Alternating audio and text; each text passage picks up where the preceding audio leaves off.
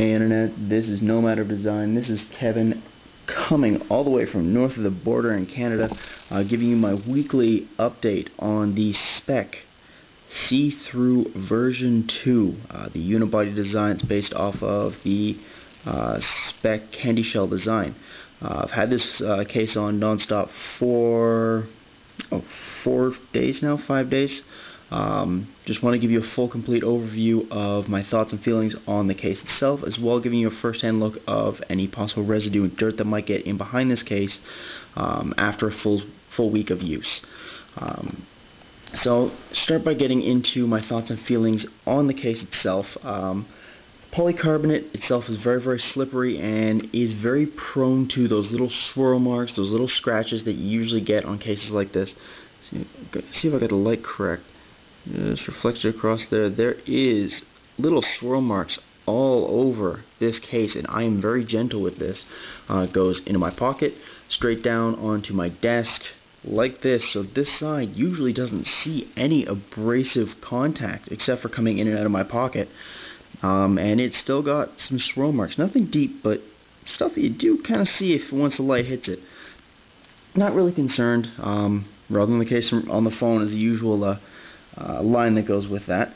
One of the major things I do love about this, although it is a polycarbonate case, it is not slippery. Reason being, this rubber edge, when you're holding it, text message,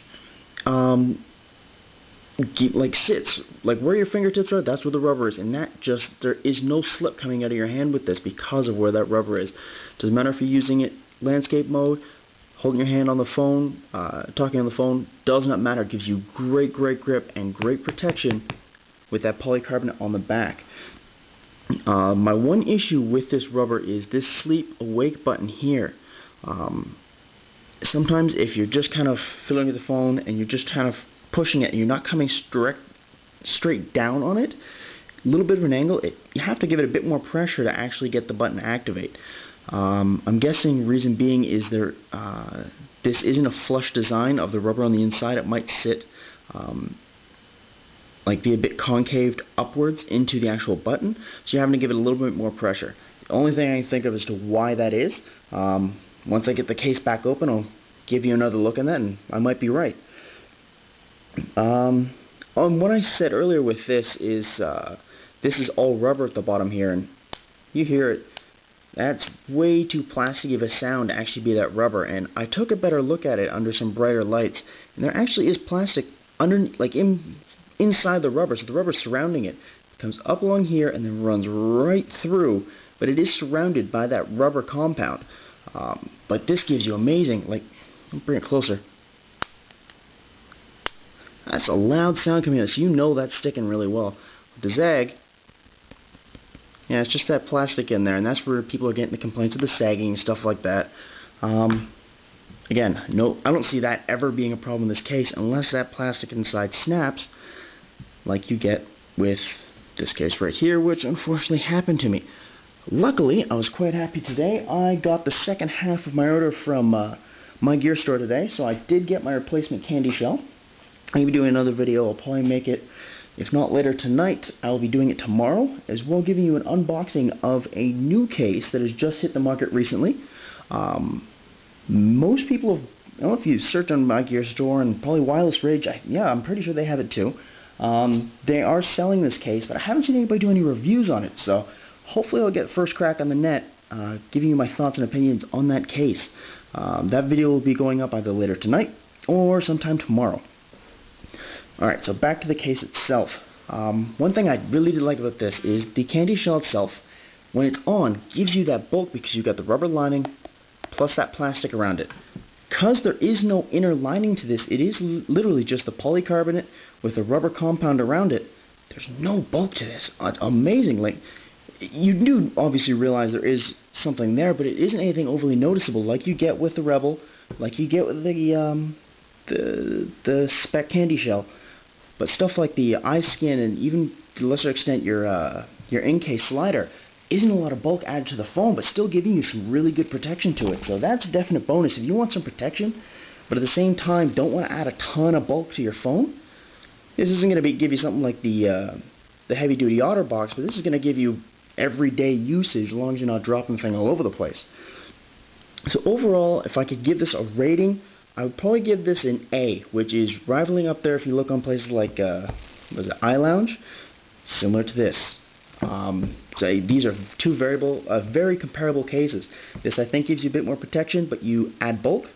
This, you lose the bulk, lose a little bit of protection, a lot sleeker. Personally, I just like the way this frames up the phone a lot nicer. You get that chrome in there. It's not covering it up. If you've got a screen protector on there, there's no issue of it possibly bubbling the screen protector up, like some of these cases do. My iSkin actually does it to the zag up in this top corner. Don't know why. It does. And a little bit from the Rebel Serpent, it bubbles it a little bit. Nothing that I'm overly complaining about, but if you are one of those meticulous people that wants it pristine all the time, that could be a problem. This case, not an issue whatsoever. So what I'm going to do now is pop this thing off and give you guys first look to see if there is anything inside this case, any dust that has possibly gotten in here. On one side. Two. And let's pop this right out. There we go. Alright, so kind of transparent, so you might not be able to pick it up because, once again, I'm not using an HD camera. Call me financially challenged at the moment, but it's definitely on the wish list and things to do and things to acquire. But looking inside of here, you know what, that's almost spotless. You know, you got your usual little bit around here, which you're going to get with most openings, a little bit right in the area, but there's nothing that seeped into the actual case itself. That actually is spotless. And again, looking inside the case here, oh yeah, I was mentioning earlier, this actually is concave outwards, so this sleep awake button actually slides inside of it. Because it's thicker there, but around the edges it's thinner, this can actually shift a little bit, which would cause that issue I had with the sleep awake button. Aside from that, that's gorgeous. And on the phone, pristine still, but as usual, get a little wipe down. Alright, so there you go. There is the Speck SeeThru version 2. There's my full review on it. Again, that is a I'm giving it for the case. I'll leave a link to probably both Wireless Rage and My Gear Store. Both guys are stocking it. I don't know who else is. Those are two I usually use. There'll be a link in the sidebar about them, and I'll leave you a link straight to Speck's site if you want to read up on this case as well. This is No Manner Design signing out. See you guys in a little while. Cheers.